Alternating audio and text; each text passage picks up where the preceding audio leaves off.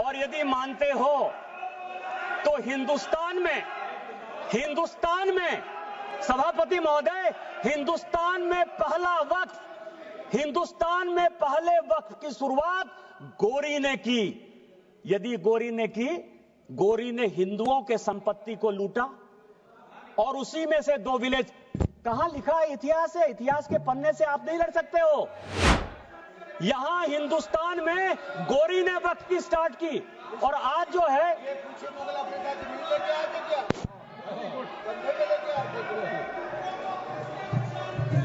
माननीय मैं आप शहर को एड्रेस कीजिए, बाकी लोगों को। मैं सभापति महोदय, मैं दूसरी चीज आपको कह रहा हूं, इस देश में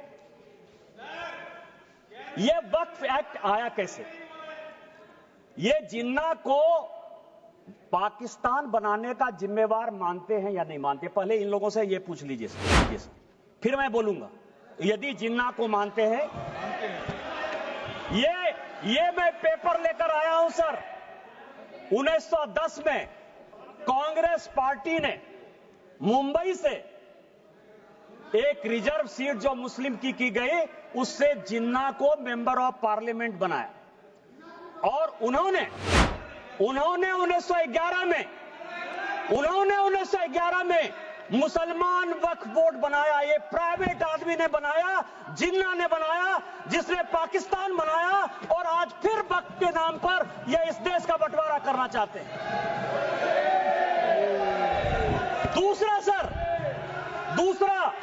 दूसरा आजादी के बाद बिल का मैं विरोध करता हूं। धन्यवाद। जय हिंद, जय महाराष्ट्र।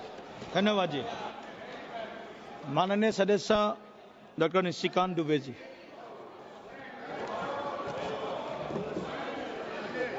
धन्यवाद अध्यक्ष महोदय। वैसे तो माननीय गृह मंत्री जी के और किरण रिजिजू जी के बाद बोलने के लिए कोई विषय नहीं रह गया है, लेकिन सभापति महोदय, मैं 2-3 चीजों की तरफ आपका ध्यान आकृष्ट करना चाहता हूं। एक मुजफ्फर रिजवी जी ने एक शायरी लिखी कि लम्हों ने खता की है, सदियों ने सजा पाई। और क्या सजा है? ये पूरे दुनिया को जानने का सवाल है सर कि बड़ा चर्चा चल रहा है कि हिंदू वक्फ बोर्ड में क्यों आएगा। पैगंबर मोहम्मद साहब ने वक्फ करने के लिए कहा और मैंने सभी लोगों के भाषण सुने हैं। पहला वक्फ मोहम्मद साहब को जिसने किया वो ज्यूस था, वो यहूदी था चेयरमैन सर, और उसका नाम मुखेरक था। उसने अपने 7 बगीचे मदीना में मोहम्मद साहब को गिफ्ट किए। वो ऊद के मैदान में मारा गया और उसके बाद मोहम्मद साहब ने उसकी प्रॉपर्टी को जब्त करके पहला चैरिटेबल वक्फ स्टार्ट किया। यदि मुसलमानों ने पहला वक्फ नहीं किया, यदि मुसलमानों ने, मैं ऑन रिकॉर्ड कर रहा हूं इमरान मसूद, यदि मुसलमानों ने वक्फ स्टार्ट नहीं किया तो मोहम्मद साहब के सिद्धांत के खिलाफ जाकर आप हिंदुओं को कैसे रोक सकते हो? दूसरा सवाल यह है, यह मैं कोर्ट का आदेश लेकर आया हूं, एमपी वक्फ बोर्ड वर्सेस शुभम शाह, और यह 2007 का ऑर्डर है। जो भोपाल का मॉस्क है, भोपाल का, जिसको शहंशाहे मालवा कहते, शहंशाहे मालवा, ये राजा होलकर ने दान दिया वक्फ। हिंदू दान दे बहुत अच्छा, यहूदी दान दे बहुत अच्छा, लेकिन वक्फ बोर्ड में मुसलमान को छोड़कर कोई दूसरा कैसे हो गया? हिंदू ने दिया। मैं उस पे आ रहा हूं। तो मेरा यह कहना है, ये जितने लोगों ने कहा है उन्होंने पूरे दुनिया को झूठ बोला है। यदि वक्फ जियो ने स्टार्ट किया, यदि वक्फ की संपत्ति हिंदुस्तान में राजा महाराजाओं ने दी, तो किसी कीमत पर आप उसको, हिंदुओं को क्यों नहीं मेंबर बनाओगे? दूसरा सर, आज इस देश में फैसला हो जाना चाहिए। माननीय गृह मंत्री जी ने जिस चीज को स्टार्ट किया और जो छुलाकर छोड़ दिया, यहां गोरी आए, गजनी आए और बाबर आए, गोरी आए, गजनी आए और बाबर आए, तीनों लुटेरे के तौर पर आए ना? आप मानते हो कि नहीं? गोरी को और गजनी को आक्रांता मानते हो कि नहीं मानते हो? और यदि मानते हो तो हिंदुस्तान में सभापति महोदय, हिंदुस्तान में पहले वक्फ की शुरुआत गोरी ने की। यदि गोरी ने की, गोरी ने हिंदुओं के संपत्ति को लूटा और उसी में से 2 विलेज। कहां लिखा है? इतिहास है, इतिहास के पन्ने से आप नहीं लड़ सकते हो। यहां हिंदुस्तान में गोरी ने वक्फ की स्टार्ट की और आज जो है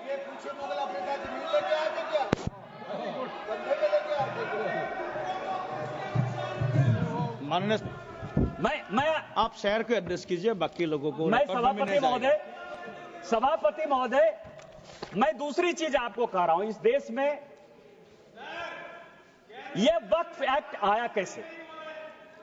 ये जिन्ना को पाकिस्तान बनाने का जिम्मेवार मानते हैं या नहीं मानते? पहले इन लोगों से ये पूछ लीजिए सर, फिर मैं बोलूंगा।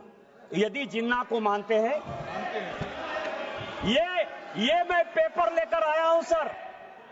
1910 में कांग्रेस पार्टी ने मुंबई से एक रिजर्व सीट जो मुस्लिम की गई, उससे जिन्ना को मेंबर ऑफ पार्लियामेंट बनाया और उन्होंने 1911 में मुसलमान वक्फ बोर्ड बनाया। ये प्राइवेट आदमी ने बनाया, जिन्ना ने बनाया, जिसने पाकिस्तान बनाया और आज फिर वक्फ के नाम पर ये इस देश का बंटवारा करना चाहते हैं। दूसरा सर, दूसरा आजादी के बाद यहां सभी मेंबर ऑफ पार्लियामेंट बैठे हुए हैं। सभापति महोदय, यहां सभी मेंबर ऑफ पार्लियामेंट बैठे हुए हैं। एक मेंबर ऑफ पार्लियामेंट बताए कि किसी का प्राइवेट मेंबर बिल पास हुआ है? एक मेंबर ऑफ पार्लियामेंट, यहां पार्लियामेंट में 77 से स्वागत बाबू बैठे हुए, एक मेंबर ऑफ पार्लियामेंट बताए कि 77 के बाद से एक भी प्राइवेट मेंबर बिल पास हुआ है? मेरा पास हुआ है, इसलिए मुझे पता है कि मेरा रिजोल्यूशन पास हुआ है।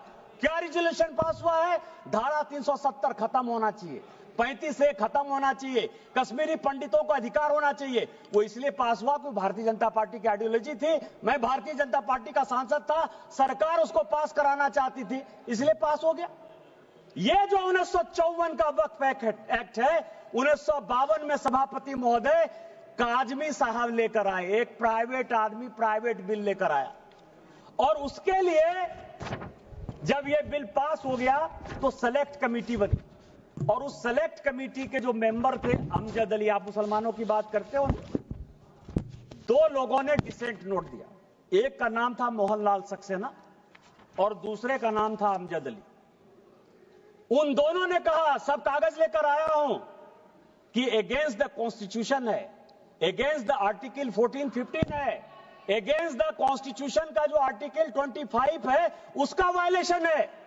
लेकिन कांग्रेस मुसलमानों के एपीजमेंट की पॉलिटिक्स के कारण इस बिल को पास कराना चाहती थी और यह प्राइवेट मेंबर बिल के तौर पर एक वक्त बिल आया। क्या आप गैर सरकारी बिल को जो है सरकारी बिल बनाकर इतने दिनों तक मुसलमानों के लिए एक अधिकार की बात करोगे? किस तरह की राजनीति कर रहे हो आप? तीसरा जो है अध्यक्ष महोदय, तीसरा जो सबसे इंपॉर्टेंट है, जो अनुराग जी ने कहा कि पूरी दुनिया में हमसे ज्यादा मुसलमान इंडोनेशिया में, टर्की में, सीरिया में है, लेबनान में है, सऊदी अरब में। आप यह बताइए कि इस देश में संविधान की बात बहुत करते हैं, हम लोग संविधान की शपथ लेते हैं, मैं भी संविधान लेकर यहां बैठा हुआ, यह संविधान है। इस संविधान में अमेरिका सेकुलर है या नहीं है? अंग्रेज सेकुलर थे कि नहीं थे? आप नॉर्थ ब्लॉक चले जाइए, साउथ ब्लॉक चले जाइए, प्रधानमंत्री के ऑफिस चले जाइए, राष्ट्रपति भवन चले जाइए, पुराना संसद भवन चले जाइए, आपको सब जगह गीता का श्लोक दिखाई देगा। एक चीज उर्दू में नहीं लिखा हुआ है, एक चीज संस्कृत में नहीं लिखा हुआ है। अमेरिका का राष्ट्रपति यदि, बस 4-5 मिनट में खत्म करूंगा, अमेरिका का राष्ट्रपति यदि शपथ लेगा तो वो बाइबल पर लेगा। सारे मुस्लिम कंट्री के हेड ऑफ द स्टेट यदि शपथ लेंगे तो वो कुरान पर लेंगे। आपने किस तरह का बना दिया कि हम संविधान के ले सकते हैं, गीता पर नहीं हाथ रख के कर सकते हैं। और आपने मुसलमानों को एक अलग कानून दे दिया। ये पूरी दुनिया में कोई मुस्लिम कंट्री भी ऐसा नहीं है जिसने कि वक्फ को इस तरह का अधिकार दिया हुआ है। क्या आप भारत को एक मुस्लिम कंट्री बनाना चाहते हो?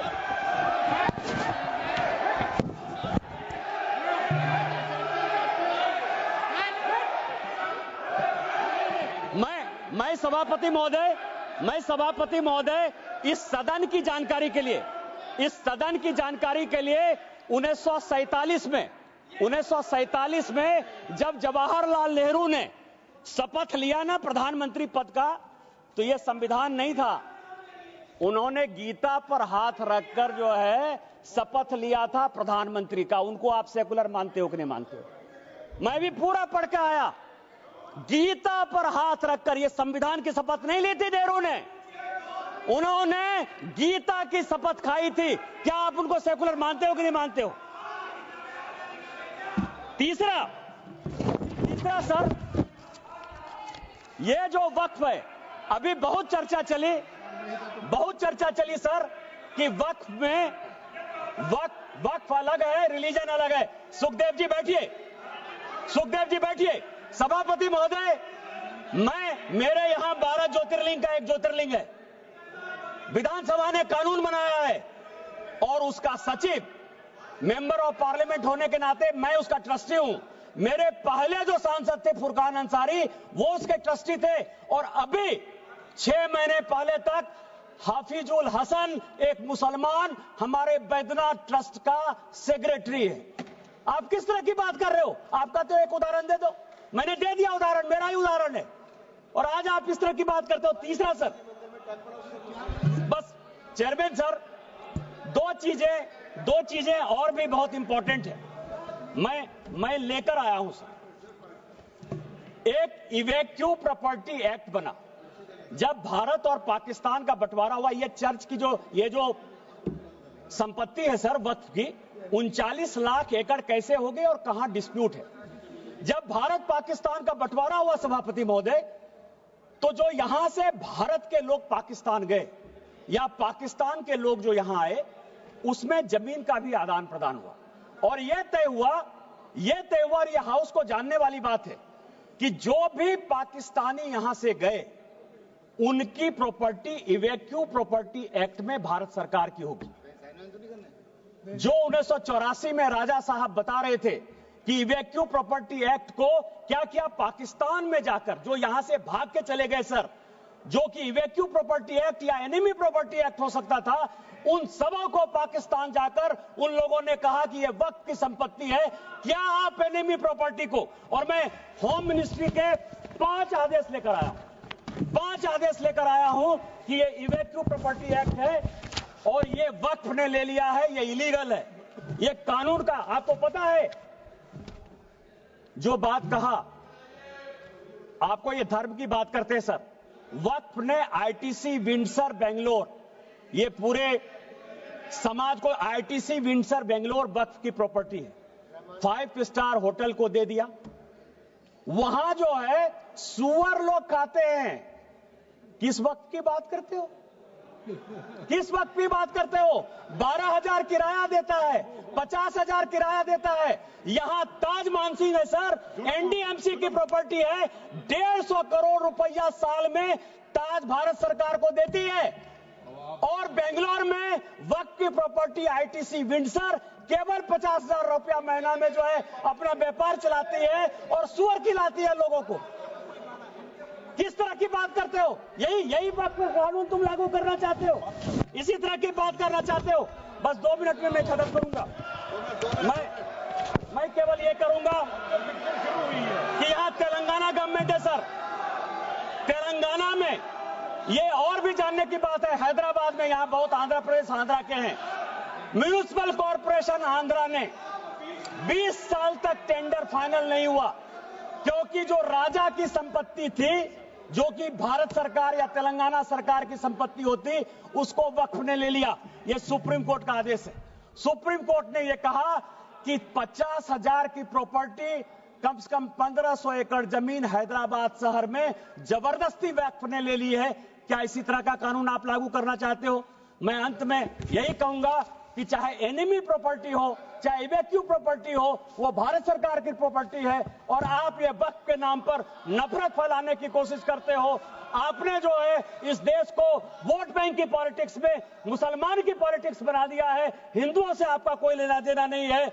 मैं अंत में केवल यही कहूंगा कि मैंने समंदर से सीखा है जीने का तरीका, चुपचाप से कहना, बहना और अपनी मौज में रहना, और अपनी मौज में भारतीय जनता पार्टी आगे बढ़ेगी, वक्त को पास करेगी और हम जो है हिंदू मुस्लिम के बंटवारा को नहीं होने देंगे, एक अलग देश नहीं बनने देंगे और इस कानून को पास कराएंगे।